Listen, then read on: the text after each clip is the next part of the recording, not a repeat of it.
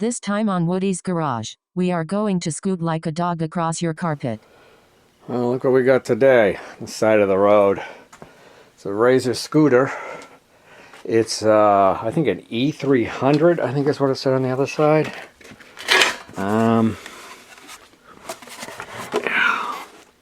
Yeah, E300. So it's a bigger one. I don't know if it's the biggest one. I don't know a lot about these things. I had an E100, which I took apart. I tried to make into electric mini bike and an electric bicycle, and just didn't have the oomph. But that's the smallest one. So I'm thinking maybe this one will have more potential. You know, I threw it in the back of the truck. The guy was there actually when I was on the side of the road. I asked him if it's okay to take. He goes, "Oh, take it away." Didn't ask him anything about it, just, you know, schlepped it back in. I wish I kind of did, because I don't know anything about these things, or, you know, obviously it needs a charger, but I know the switch is down here. Oh, it came on. What a surprise. This thing's going to go flying if I hit the throttle, because the wheel's right against... Oh, no, it isn't. Let me see. Well, maybe this one you have to bump start like you do the E100. You have to get going, you know, give it a push before it'll engage. But, or the battery's low. But, I mean, just for it to come on is pretty amazing.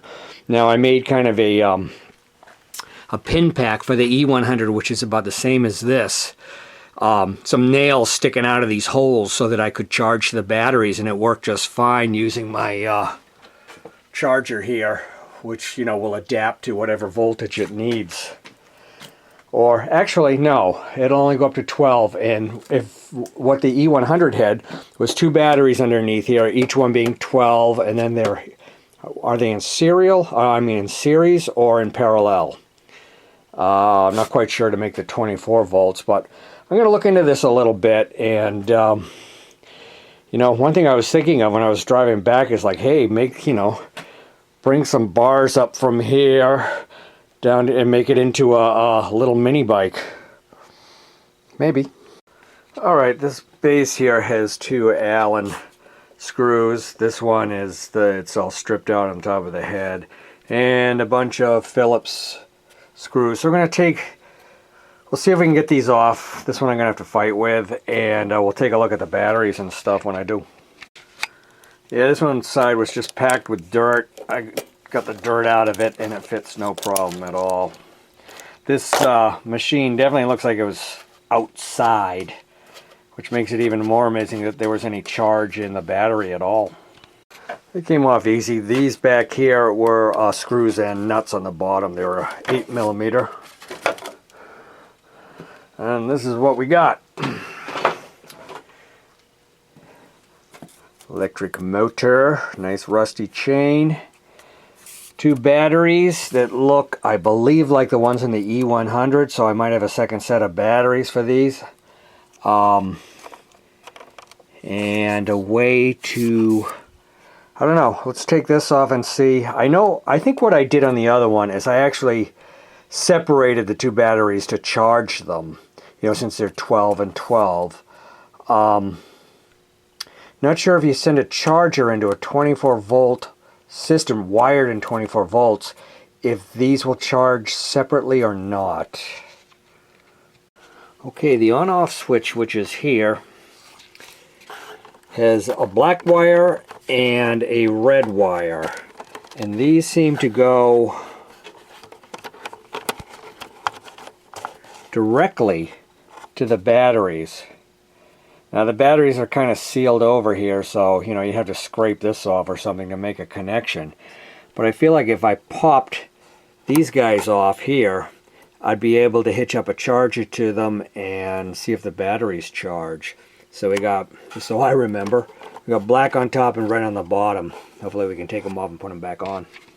Actually, I take that back. It wasn't hitched up to the on-off switch. It's hitched up to like this breaker switch here. Okay, I got a set of alligator clips. The red one's on the positive on the bottom of that breaker switch. And the other lead we pulled off, and we got a alligator clip going to the negative, which are going to those two leads, which are going to the charger. Now, first off, nothing happened. But what I had to do is engage the switch, turn it on so that it made the circuit. And it looks like we're charging. I mean, I'm going to let it go for a little while and we'll see what happens. So it's January, what is it? 13th, 14th? 60 degrees. The average temperature today should be about 30 degrees. Tomorrow's supposed to be even warmer. I guess I can try that scooter out tomorrow, huh? Down the beach maybe? Okay, it's been a couple of days and I was charging both batteries at once, and yesterday I decided to like, hey, let's do one at a time since my charger won't do 24 volts. And we did one, and hey, it just charged. It took a while, but we got one battery charged, so now we're going to move it over to the second one. Yeah, about 8 hours later, the green light, so both batteries should be charged. So I'm going to hitch the wires back up and see if the back wheel actually moves. Alright, everything's hitched back up, I think. Let's see. We got power. Let's turn the throttle up here. Yeah, baby. Well, the drive sounds pretty crappy. Although that chain was like hard as a rock. Awesome. Let's pull off that chain guard and... Does it have a chain guard? Yeah, it does. And see if we can get that a little more freed up. Beautiful. Yeah, I got a lot of stiff links.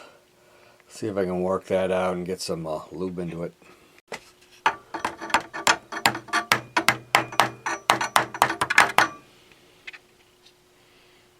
Behave. I'll hit you with a hammer. Okay, there's like 3 screws that hold the chain guard on. Since it's still kind of binding up. I think maybe the tensioner's kind of frozen too. Am I out of focus here? Okay. We'll take this off. Yeah, I'm going around with the toothbrush and you can still kind of see just how sticky these links still are. They're so tiny and cheap. And I don't really feel like pulling off the back wheel. Of course, it's the thing to do and soak the chain. Look at it. You know? Yeah, I know. Turn on the motor and just let it crank until it loosens up. But we'll get some more lube on it and, you know, we'll just take it easy because everything's going well. Yeah, we're giving a little bit of throttle and we're making a real mess. It's loosening up little by little. It's actually sounding pretty good now. I gotta clean up the mess though.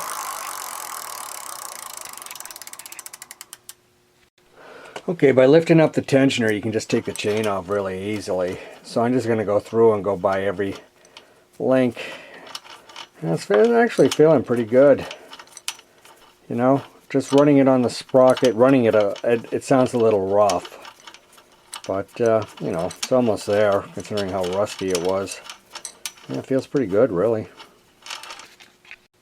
So there's 2 or 3 links in there that are still pretty darn stiff. Now, rust must have gotten in there, so we're going to cover the chain as much as we can right now with a paper towel and like a ton of oil just to soak it, leave it overnight like this, and see how it is in the morning.